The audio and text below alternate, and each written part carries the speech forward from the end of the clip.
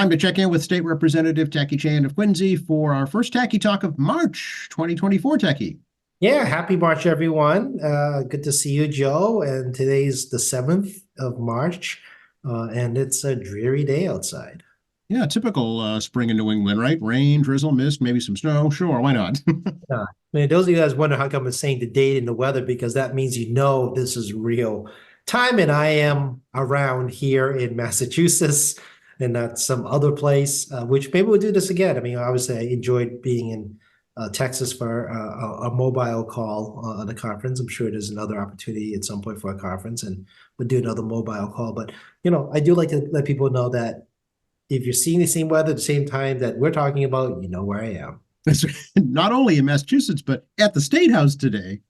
Yeah, we've done this a few times. I actually have a full slate of meetings at the State House, a majority of in-person meetings. I like my in-person meetings, and a few virtual ones sprinkled in the middle. So it's a full day here. As I say constantly at the end of every podcast, we are open for business. We are staffed. Front desk sometimes get overwhelmed with the phones, which means you get the automated system if they're overwhelmed at the front desk. And the State House tours are available. If people want to come visit and do the tour, and if you want to find out them around, and we can do some pictures or whatever at the House chamber, you're happy to do that when there's not a formal session. Obviously, a formal session, we can't just go up the roster and take pictures, but when we're out of session, we can do things like that for folks. And it's March, which means about 2 months from now, fifth graders and other students will be coming through the building in mass.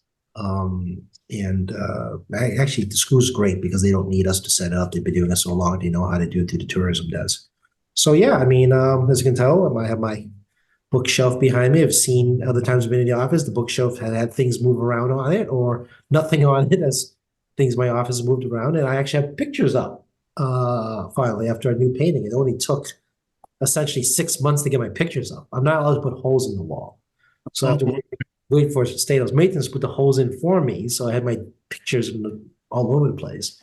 So, but yeah, we'll rotate the pictures around as time goes along just to shake things up. But no, yeah, babbling along about my office space. I don't know if I should turn the camera around and do a 360. Actually, to do the State House tour, put you on Wi-Fi, lose you every so often, just kind of bounce you around the building. Hang you around my neck and just walk forward. Maybe another time. So here we are 2 days after the Super Tuesday presidential primary, and pretty much as you predicted, no real surprises. No real surprises. Vermont, bit of a surprise of Nikki Haley kind of like squeaking out a win there. But obviously not enough. As I said very early on, she needed to slam down New Hampshire hard on a win, and didn't happen. She got blasted out of her home state of South Carolina. They made a little hay in the news about the president losing America Samoa. It's America Samoa. I mean, I get the media's looking for like a surprise, but it's America Samoa, folks. I mean, you ever try to campaign in America Samoa? It's a long way from home. And it's in a different time zone, in a different hemisphere. Exactly. So it's not surprising that it's difficult to get votes there. And believe it or not, it's very hard to get delegates to come out of America Samoa. It's extremely expensive for people in these territories, Republican and Democratic Party members, to fly from their island all the way to, I believe, Chicago is the Democratic Party this year in August. But you got to fly from Samoa to Chicago. It's a great expense. And America Samoa is not a wealthy area. So, I mean, I've watched some articles, watched some news and read some articles about some of these territories, distant territories, which Democrat and Republican parties have caucuses. Again, these are territories that don't vote in electoral elections, because they're not part of electoral college, they're not a state, so they can't participate in U.S. presidency. However, they do participate in Democrat, Republican, perhaps other political parties' primaries and caucuses. And I think sometimes people listening forget that just because you're not able to vote in a final election, it doesn't prohibit the parties themselves to allow U.S. territories to participate in their election for a primary candidate. I think sometimes we forget about that. America Samoa was brought to the forefront of national media as the upset, quote unquote, win for, I believe it was Phillips. but I mean, it's a long way from home. I mean, getting from Hawaii, Chicago is tough, but America Samoa, I mean, that's a haul. So, um, because I think I actually have problems actually getting people to volunteer to come to the continent, so to speak, to go to the convention. I mean, it's almost like you're dragging people out. Yeah, well, I wouldn't want to leave Paradise to go to Chicago either. It can cost them up to like $30,000. Wow. Okay. Well, there's prohibitive right there for sure. Probably a Yeah, big military presence too, I would think, right? it is. I mean, a lot of these territories have some level of military presence because that's one of the reasons why we have territories. Not the sole reason, but one of the reasons. But I mean, if U.S. Virgin Islands, I think people would be hard pressed to want to come to Chicago in the summer. I mean, people want to see other places. I'm not saying you don't want to visit Chicago, Right. because people want to get out of their island paradise sometimes. I mean, that's like my friends in Hawaii. I mean, the Hawaiian legislative delegation itches to get to the continent because as much as paradise is fun, having an educational conference somewhere on the continent, for them is like, fun to get out of paradise for a week or two. Yeah, no, I get it. I mean, if you're, exposed to it every single day, it's not special, like it would be to you or me who get out of a New England winter and go to Hawaii. Well, you hear the word New England winter. I mean, Yeah. New England winter, anybody else, anywhere else. And and we were discussing this earlier. I mean, we're both hitting a certain age. We're like, you know, Yeah, shoveling really has lost its appeal for sure. it has. So I mean, it's only like, what I used to poo-poo in my 20s. Oh yeah, I mean, why would I go to, a warm climate with nothing changing for like, several weeks? Even Right. I'm aging into the stage, I'm like, huh, that's not Yeah, a bad idea after the fact. exactly. Yeah. No Now from the surprise. primary, were there any changes at the state level? I know that last time we had talked about some of your colleagues retiring, so opening up some seats. Yeah, this week, Jay Barros has announced a retirement. A Republican's been here quite a few years, announced his retirement as well this week. So, again, congratulations to Jay. I mean, great colleague to work with on the other side of the aisle. Good guy to spend time with, and I think this will continue on. There may be a couple more surprises coming down. I do believe that if there's county seats that open up, it'll cause both senators and reps to take a look at those county seats that open up. It's not unusual for a rep or a senator to run for like register of deeds, run for clerk of courts, run for district attorney, and so forth. Yeah, Uh, governor's council, I think, things like that. Yeah. yeah, Aaron Murphy's running for, I believe, Suffolk clerk of courts, I think, or something like that. Counselor in Boston. I gotta read someone sent me a tweet about it. I just haven't looked at recently. But Aaron Murphy is going to attempt to leave the Boston City Council, run for a county seat. So, Hmm. it's kind of waiting to see, what else opens up around the state and whether or not other electeds, see it as an opportunity to go on to a different stage in their life. Right. Yeah. I guess the major action at the State House this week was the House passage of the supplemental budget. Yeah, we passed $245 million supplemental budget yesterday, which also included provisions to limit the amount of time that folks can stay in emergency shelters, addresses workforce development funding, because part of it actually includes workforce development funding, about $20 million for that purpose. And of course, we're looking for greater accountability again for the administration, like we did back in November, putting more provisions about, hey, we want to know what you're doing. This funding actually comes from leftover escrowed ARPA money. So thus far on spending on these emergency shelter situation has not been taxpayer funded in the sense of state taxpayer funded. It is remaining ARPA money. The ARPA money has to be spent by 2025. Well, Governor Baker, I'm going to continue to complain about this, escrowed a lot of this money that none of us could find until Governor Healy came in. So love it when governors leave, you can actually start disclosing stuff that we didn't know about because new governor found it. So all you Charlie Baker fans were like, oh, he's a great governor. Yeah, he hid $2 billion from us, letting you all know. So Governor Healy was able to locate that money, and that wasn't the time for him to get some of it spent. But that's kind of how it works. So that's where we are. So no state taxpayer money. It's remaining ARPA money. Ways and Means has already told us that it may be $1 billion next year if we don't put guardrails regarding limit people time in the facilities. It's just not going to maintain capacity. And, you know, also remind folks they're not there indefinitely. Some folks able to go sooner than others for different reasons. And I'm not going to lie, the housing shortage continues to be a major problem here. Takes a long time to build new housing units, and creating affordable housing and it's, you know, hard to incentivize uh, developers to do that. And, you know, last time we had, you know, near $1 billion shelter crisis was at the end of the fiscal crisis in '08. But that took like 5 years to build into like a big dollar amount. And solution was to redirect money to rehabbing public housing units, as well as using Section 8 and MSRVP, which is the state Section 8. But that's only available to permanent residents and U.S. citizens. It's not available to immigrants that are not permanent residents and U.S. citizens.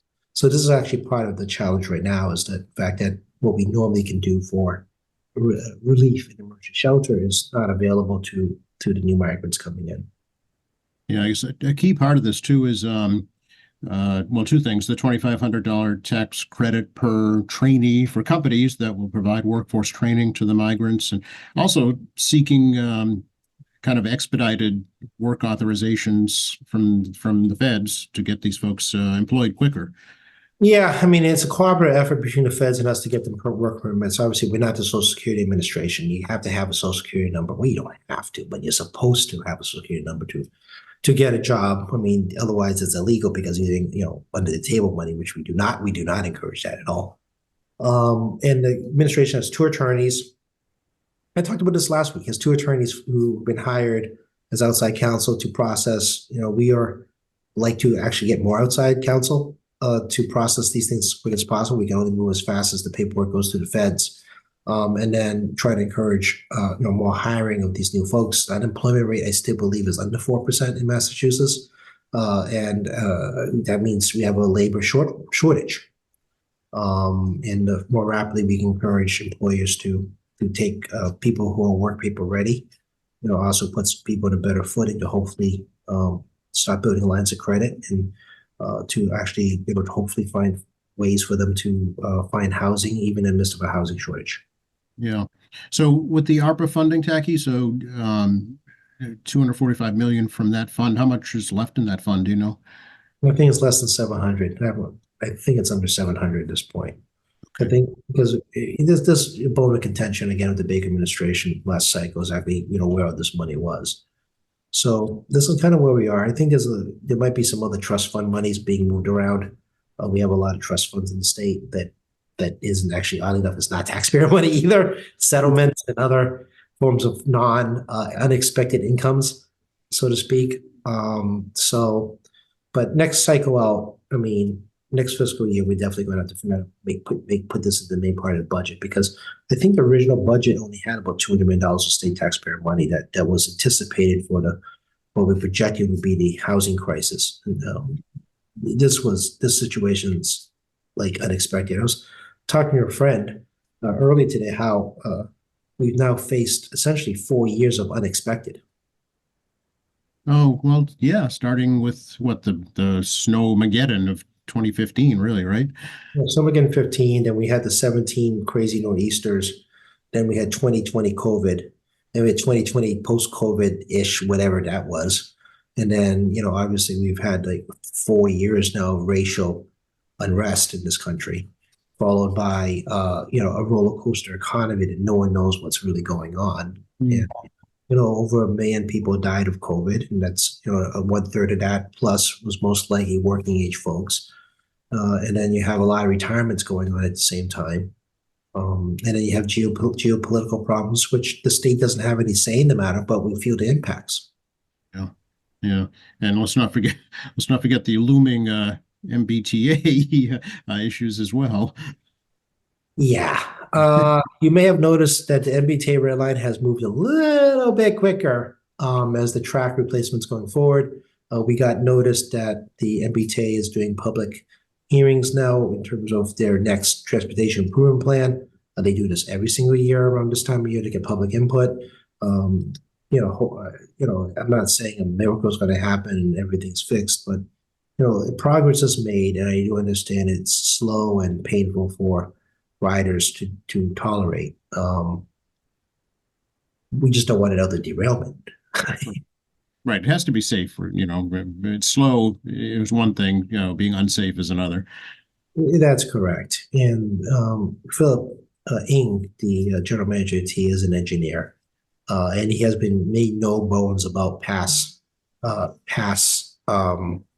mismanagement of the T's capital budget and poor planning and everything else that I think a lot of us suspected. But he basically just brought it to daylight and said, I got to fix these things because I found they're wrong. So again, it's an engineering approach on how he's looking at the T. I think it's very beneficial, but I'm not envious. He's got a huge task and it's going to continue. He's doing quarterly, give or take a month, meetings with legislators in bulk, and the MBTA staff has been pretty responsive on issues and concerns. And of course, if you haven't signed up, MBTA does a weekly newsletter updating about capital improvement that's going on. It's not a bad thing to have.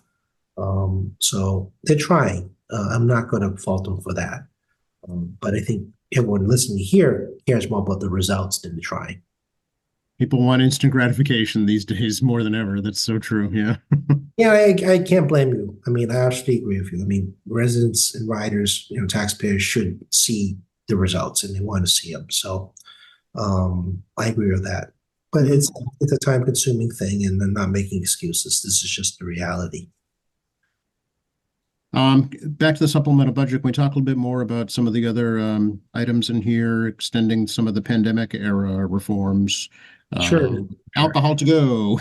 Yeah, as some of you may have partake, restaurants are now allowed to do alcohol to go with certain limitations of sizes, and certain containers has to be demonstrated it was sealed upon the exit so it can prove it's been tampered with once you leave the restaurant, as well as basically what they call no rules outdoor dining, meaning that the building and safety codes don't matter. So some communities still practicing this. The most newsworthy ones, the ones in the North End restaurants. You guys have seen that plenty of times between the combat between Mayor Wu and the restaurants there regarding that. If you've been to North End, you understand why the residents are upset.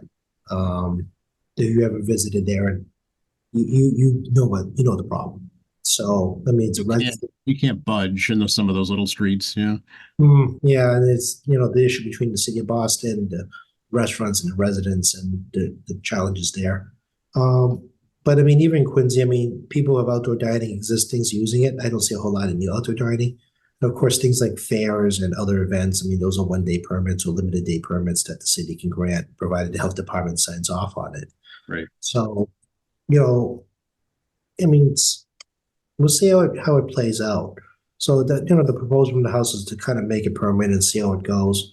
The other ones are actually pretty helpful. It's like reverse mortgage remote for another year. Under state law, you can only consult about a reverse mortgage in person. Pandemic, we allow that up, and it seems to be much more effective, particularly older folks, on trying to get from place to place on this type of consultation. There's some stuff on open meeting laws regarding public meetings. You can still do those remotely. Those are pretty popular. I think it's very effective, increases some participation on at least people know how to watch it live. Nothing against QATV, but you maybe want to you can't make a commentary through QATV watching a hearing. Yeah, no, absolutely. Yep.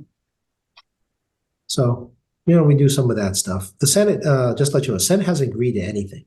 Right. So we don't know what the Senate's going to do on any of these matters. So stay tuned, folks, on what's going to happen. The pandemic era stuff actually sunsets on March 31st. Oh, okay. So it's coming up. So the fact that nursing students are able to practice before they graduate, I think was very helpful during the pandemic. It looks like that might continue. Well, there's a as we kind of alluded earlier. I mean, there's a labor shortage, but healthcare continues to be one of those real struggling areas. Put aside the challenges of pay. It's a lot of hours. You can make more money doing something else. And in the healthcare field, there's a lot of private non-hospital companies that can give you 9 to 5-ish closer hours, steady paycheck versus being in a rotational situation in a hospital. And it's a reflection that we do have a lot of people in nursing school, but we need help today. Right. Yeah, absolutely. So if folks are considering a field, healthcare might be something to look at for sure. Yeah, it's all sectors of healthcare. It's not necessarily just and the medical component. I mean, and that includes administration. They're having problems, hiring janitorial staff, the lower end of the income scale, so to speak. And even just general volunteers to help out on day-to-day kind of like reading people, watch folks, have someone have a conversation with its patient, Mhm. things like that. So yeah, I mean, it's again part of the labor market challenges, and healthcare is one of the places that is struggling to hire right now. Again, it's also very competitive. Wages are very competitive still, particularly in very specific fields where there's shortages. And honestly, I mean, there's only so much money that hospitals can pay because they're also not-for-profit entities and they're tied to insurance billing. So, healthcare centers have this like really kind of strange budget where, the prices can jack up, but insurance may not cover it and it becomes a problem for patients. But they also limit how much they can actually make you copay because it's tied to the insurance company. Right. And it's a whole bureaucratic, multi-industry crossover complexity. So, and then, like I said, also not for profit. It's not like you can find a venture capitalist to put money into the business to backlog any financial losses. So, well, that's what happened with Stewart, right? Yeah, Stewart is exactly it. I mean, the capital investment groups have decided that it's no longer sufficiently profitable, or they're not able to get their steady stream of income from the business, and they're essentially downsizing immensely. Again, we're kind of unusual in the Northeast. And a lot of the Northeast actually has not-for-profit hospitals. Mhm. Let's go to the center part of the country. For-profit hospitals is the norm. Yeah, yeah. So it's a little bubble we're in up here for many things, but for healthcare especially. Yeah, I remind folks the world we live in here doesn't necessarily reflect the whole world we live in the United States. And not even sometimes, in Massachusetts, people that live in Greater Boston has a different lifestyle from Central Mass, the South Coast, the Berkshires. I mean, it's different everywhere. It's just because you have certain things that you enjoy or dislike, as the case may be, where you live here, it doesn't mean, 100 miles going westbound is the same thing. Mhm, mhm. So that's supplemental budget, but what's the progress on the actual state budget for the next fiscal year? Anything happening in there? Well, budget meetings have begun with House Ways and Means. I have my scheduled meeting this month, as well as the House Aging Caucus is trying to get their priority list together for that as well. There's an ongoing conversation in the caucus trying to set our priorities. So again, herding cats, people, herding cats. And somehow I'm responsible for herding these cats at the moment. And then it's given the budget challenges next year, unexpected costs, and even though we have a very strong rainy day fund, I need to kind of be realistic about my ask and, get a sense from, the share ways and means, what is realistic. Mm. It's always tough in an election cycle because no one wants to get hurt. This was a tough yesterday for many people because we do recognize putting time limits on how long you can stay in emergency shelter, going with the governor's cap. There are going to be families going to be left out of the conversation in general. And honestly, I repeat this again and again. How often does anyone listening to this, listen to us, see children and pregnant women living on the street? Not saying it doesn't happen. It does happen, but I'd be hard pressed to remember the last time I've seen that happen. And of course, I work at Beacon Hill in the Boston Commons right in front of us. Trust me, I do see a lot of homeless folks. And I don't see pregnant women and children. So Yeah. yesterday was a very hard vote because we are aware of the consequences of this that may appear after the 9-month allowance to stay in there. I mean, we do have some provisions to allow you to stay longer if you're in progress of getting work, and it means you're in the progress of getting work. Literally sounds like. And certain persons, certain types of developmental disabilities or other types of physical disabilities, we make some exemptions for. But picture you sitting in a room voting, and you're in a budget crisis, is unsustainable economically, and then you got to make this hard decision there about whether or not you're going to accept the fact in 9 months you may see a child on the street. May. Let me say, may. So this is the same thing going to seeing ways and means in a budget crisis, in terms of this unexpected cost. What is realistic for a lot of very important programs the state provides, as well as my personal pet project, so to speak, or pork, or special interest, or whatever you want to call it, that I've been very fortunate to provide some funding for, along with Bruce Ayers and John Keenan and Speaker Mariano. I mean, all of us collectively work together on these local assistance for the city, whether it be not for profit or directly to the city.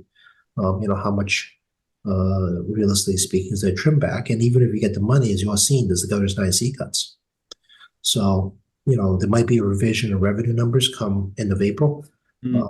But if, we're not making benchmark because it's about making whether or not we make the estimate, our prediction of what the income would be. There's a expectation perhaps 9C cuts in the fall. So let's say I'm tempering people's expectations. Yeah, no, I understand.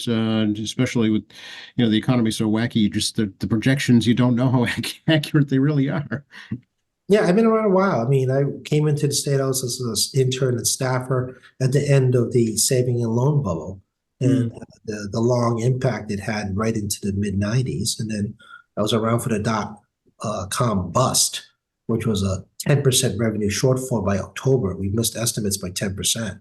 And that was like a horror show of like 3 years. And then by the time he caught a breath after the dot-com bubble bursting, and you had the financial housing crisis bubble crack, within 6 years of that one. So by the time you could catch your breath, another huge economic recession hit, and that lingered right up to about 2015-ish.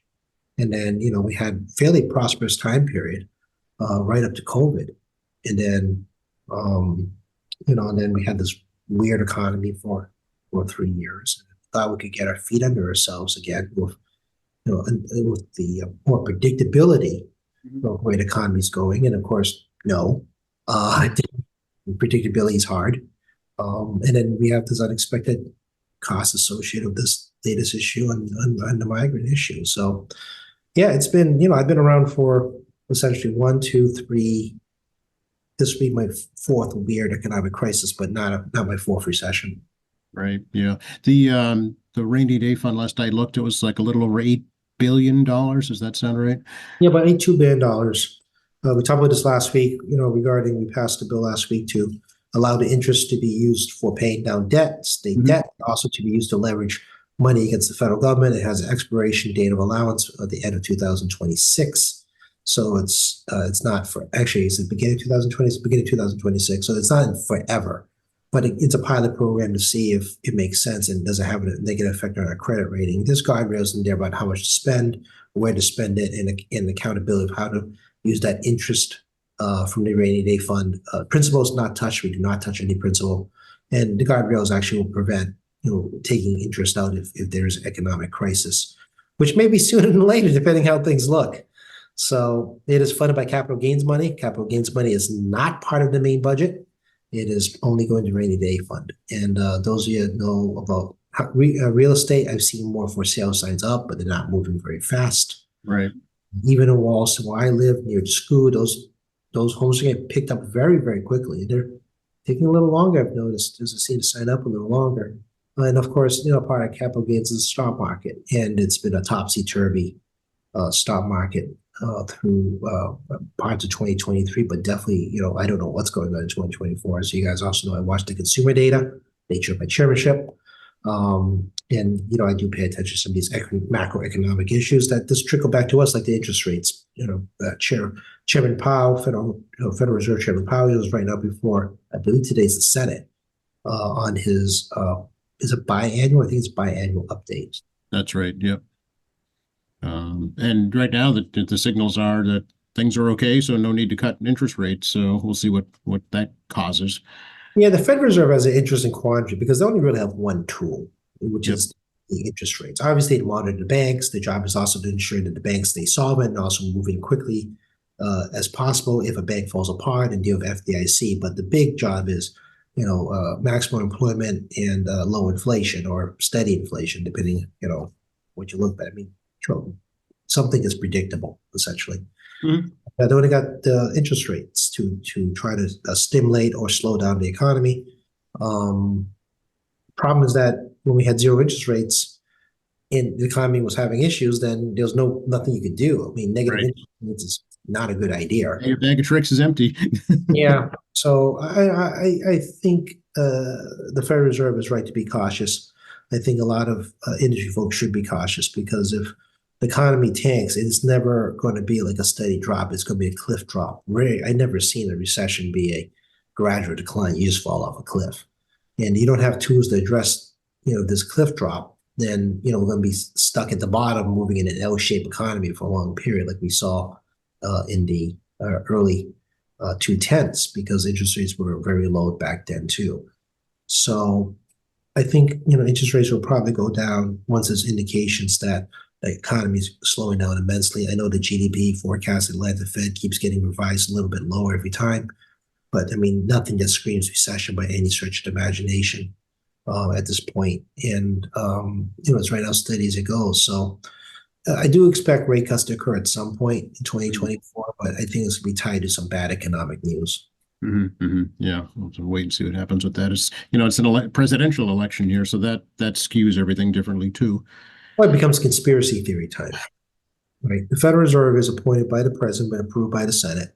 It is a term office, I believe, 5 years. That sounds right. Yeah, because it crosses over between presidents. Right. And because of the nature of the job, I mean, you can't get rid of them easily. You can't remove them.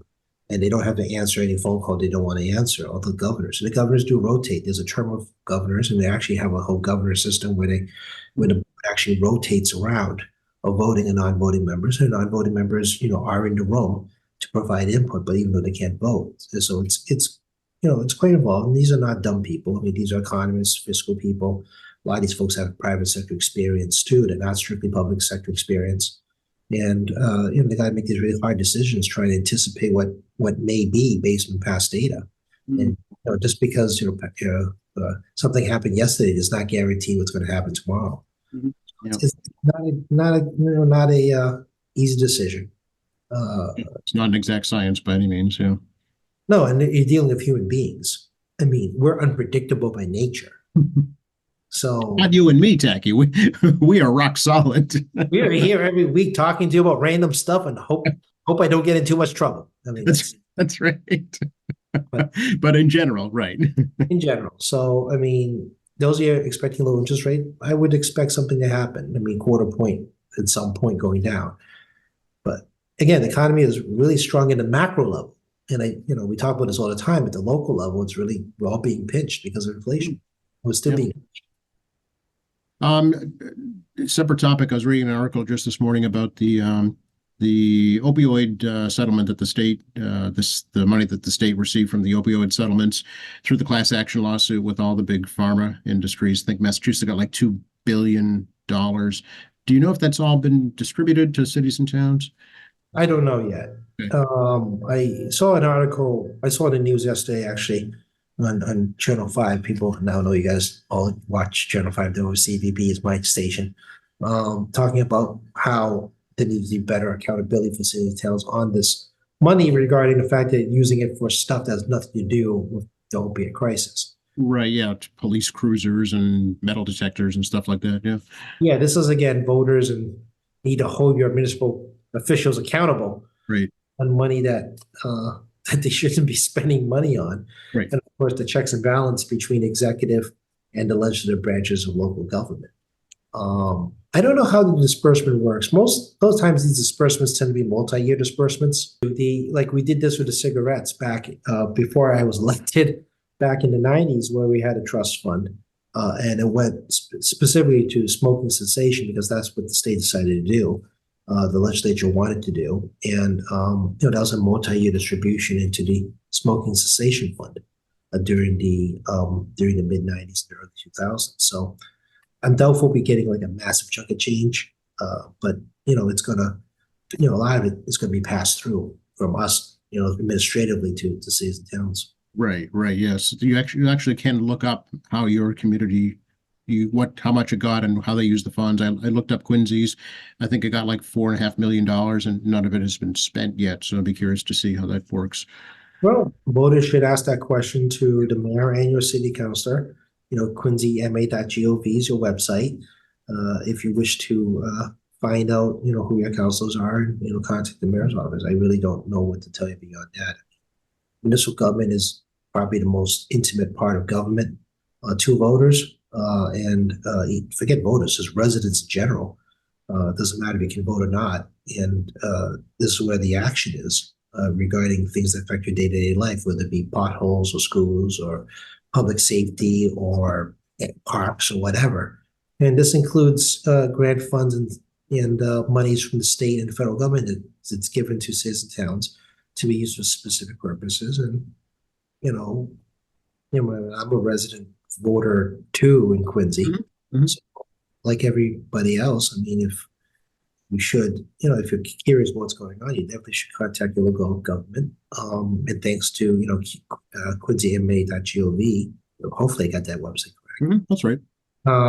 You can find information what's going on, and if it's not there, I encourage people to, contact their counselor. If you can't reach your ward counselor, there's your 3 at-large counselors, and you also have to contact the mayor's office directly. So, at $4 million to address the opioid crisis, and we know there is still an ongoing issue in the city.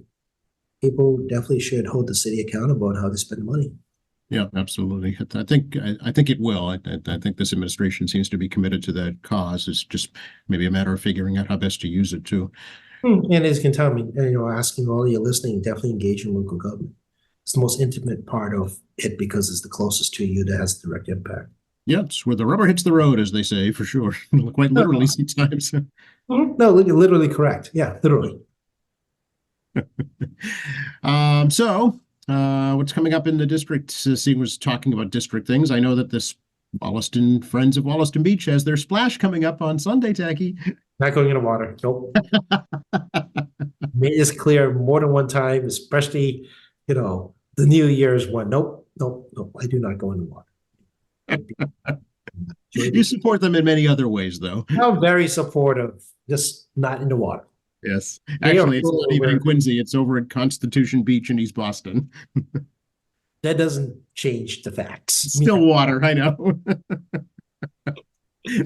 We won't see Tacky in a swimsuit anytime soon. No, and I wouldn't submit the public to seeing me that way.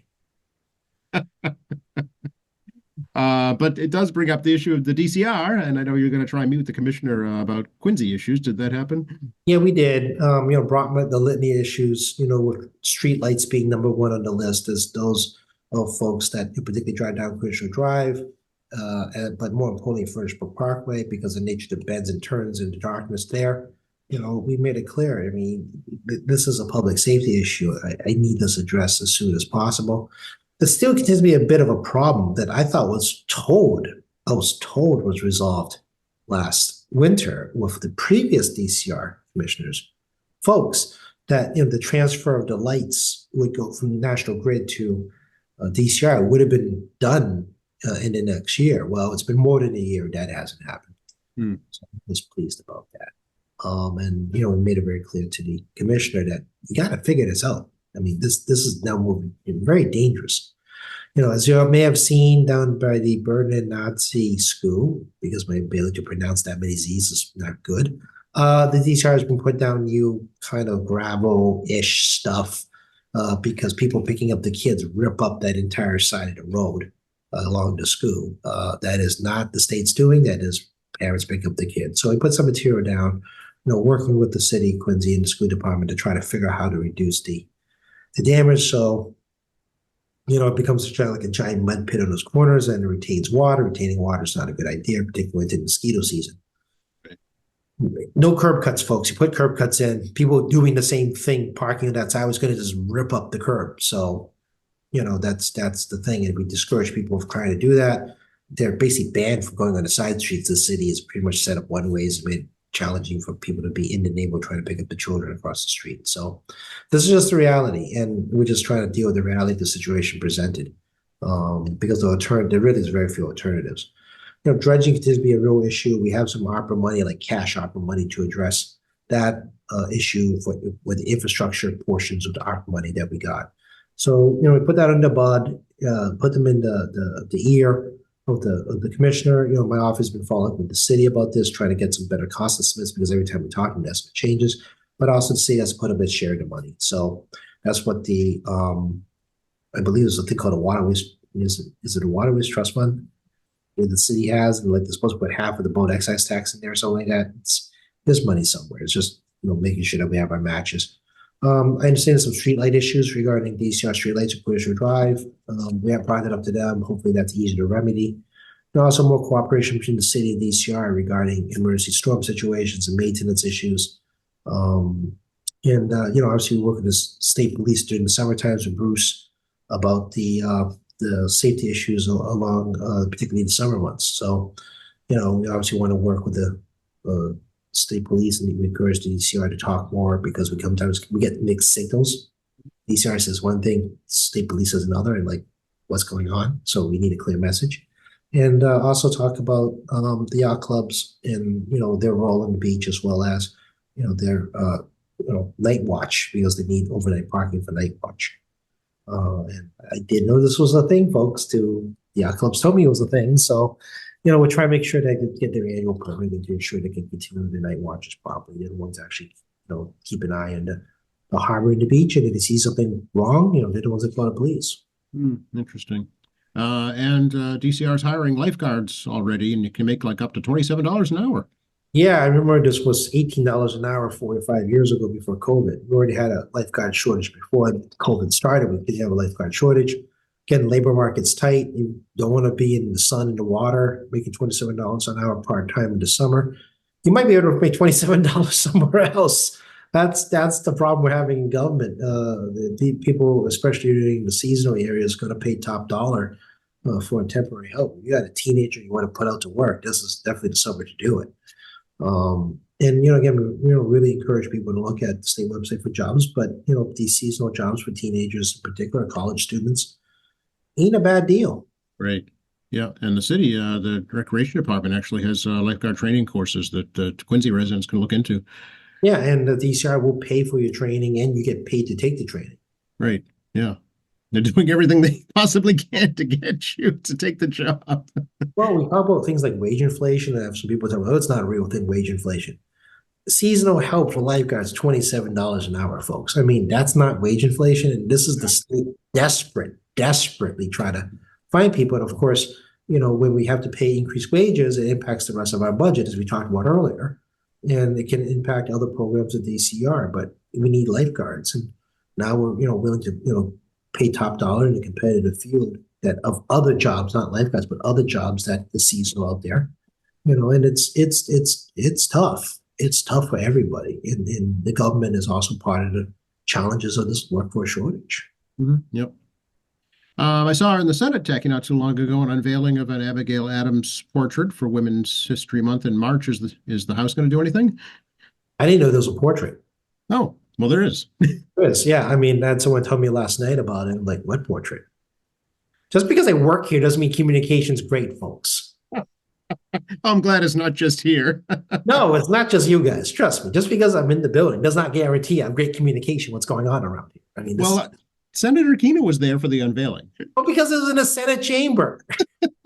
I'm in the House side. I'm across the hall. I think you should have a House portrait unveiling too. They have more space. I mean, if you come visit us, you can see why. The House, the Senate reading room, which used to be the Senate, because the Senate used to be the House in the old days before they built the wing in the back in the late 1800s. They actually have ability to rotate pictures around, which is predominantly Senate president in that pictures in that room. But they can put other things on display. The House actually doesn't have the same space. The nature of a bigger body and not part of the true group accessibility, because the Senate reading room is actually part of the true group accessibility, because people do want to see this lovely ancient space as opposed to some darker, uninteresting spaces I have in the House lobby. Trust me, it isn't nearly as interesting. In fact, I have wooden phone booths. I should take the computer up and show you wooden phone booths at some point. Oh, that would be neat. Yeah. Yeah. For those who knows what a phone booth is that's listening. This is kind of the reality of this type of job, right? I mean, you can't be at everything. But, it isn't like you're piped into every single thing all the time, even in something like this. Yeah. No, I know. I didn't know, actually. That's why I asked if the House had anything similar. No, it's also a good thing you brought up the fact that there was a painting unveiling I knew literally nothing about. Well, just, plus it's Abigail Adams, so there's the Quincy connection. Absolutely. And also a good reminder, it is Women's History Month. And we actually, side note, we do actually have a commission regarding historical markers of historical women in Massachusetts. It's been an ongoing project for many years now.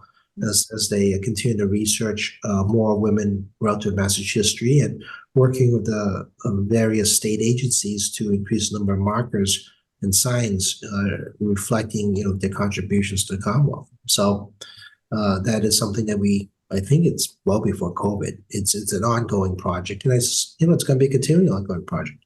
Yeah, yeah. Any update on the state seal discussions that you've heard?